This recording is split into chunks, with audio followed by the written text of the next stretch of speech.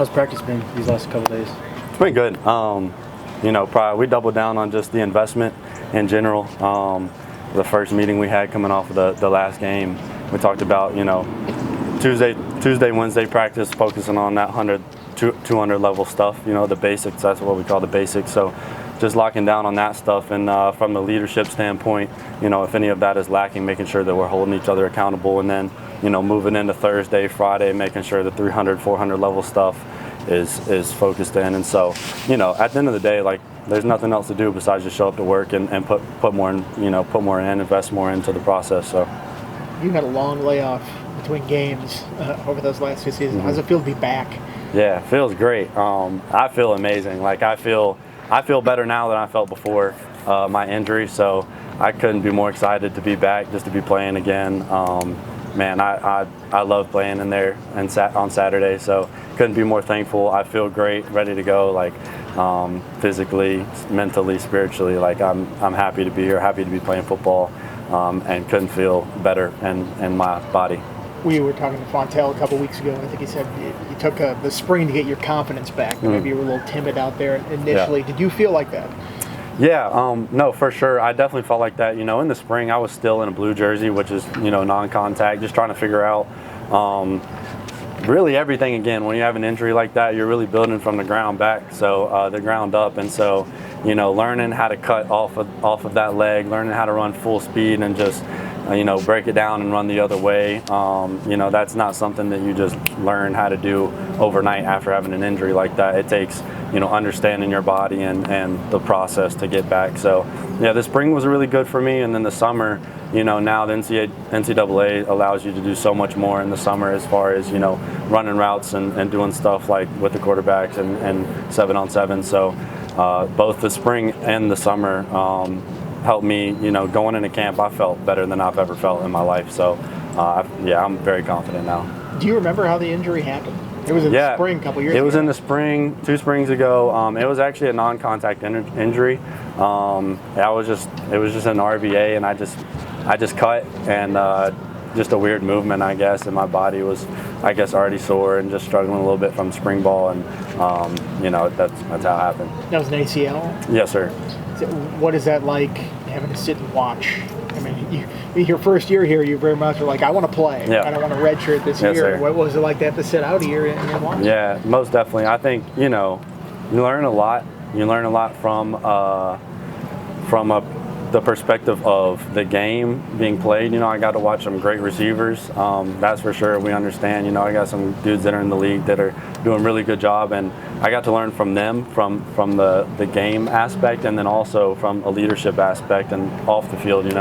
I got to learn kind of what I wanted to be and how I wanted to lead stepping into a leadership role this year. With all those guys leaving, and so.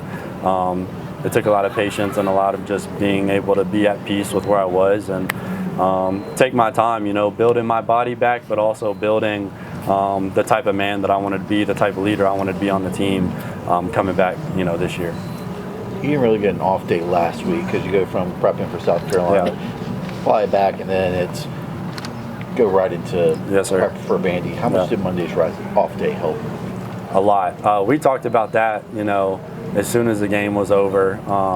Me and my roommate were talking about what it'd be like having a Monday, kind of a reset day. Sundays are film and get the film watched and move on to the next game. But man, Monday, it's tough. When you have a short week like that, it is really tough. It's not easy to turn around and play another game in just a few days after already being a little bit beat up from the last game. So just being able to take care of our bodies, but also the mental side of it, getting ahead film-wise. Monday is a big film day for us, even though we're not doing anything physically. We get in here and have player-led meetings where we're just watching film, and so it was a good opportunity for us to kind of not only physically but mentally reset and get ready to go into a good week of practice and preparation for the next game.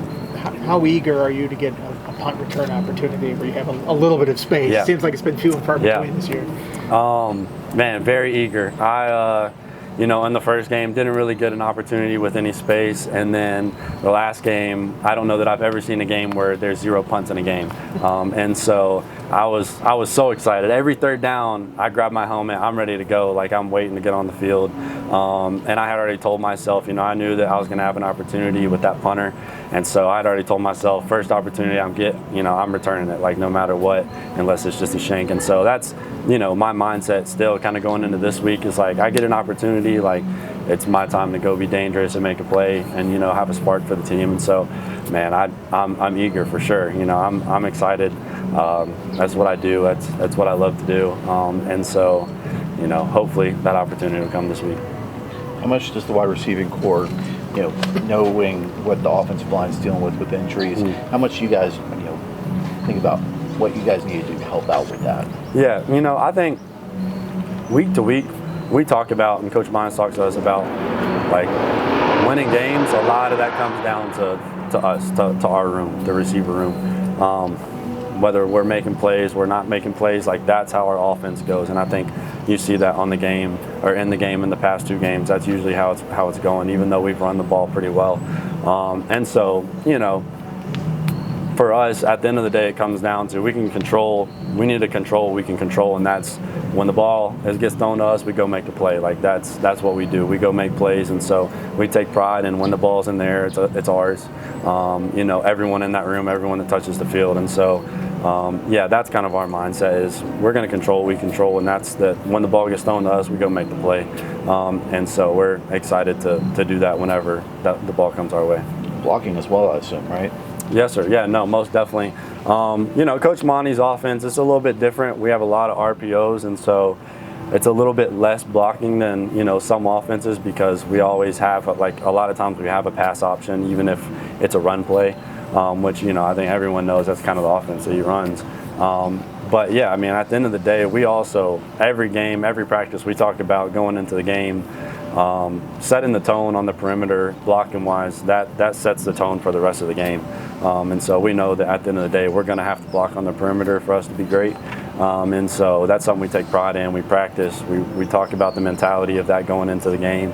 Usually you see that early in the game, getting something out to the perimeter for us to block and just set that tone from a receiver to DB standpoint. So you mentioned how impactful those veterans were last year. Are there things you find yourself doing now that guys like Jalen Lane, that group did last year, that you find yourself doing now and preaching to the younger guys? Yeah, no, most definitely.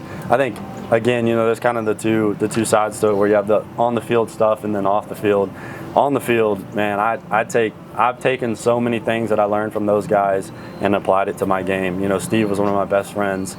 A lot of the ways that he runs routes, I tried to kind of mimic, and the same thing with Jay Lane. You know, just an overall playmaker. And then Jay Lane, especially when it comes to punt return, you know, knowing that I returned before him, but then he got to return all last year, which was awesome for me to watch and just see the way that he took chances and was, you know, kind of had that dangerous mindset being back there. But yeah, and then there's the other side of it where, like, off the field, leadership standpoint, you know, those dudes were some good leaders, as far as you had verbal leaders, you had dudes who were just more kind of just like quiet, like Steve, that just came up and showed up to work every day. That's kind of been my mindset is, you know, when it's my time to lead verbally, like, I'm more than ready to do that. But at the same time, like, my mindset is I show up to work every day, no matter what the circumstance is, no matter what.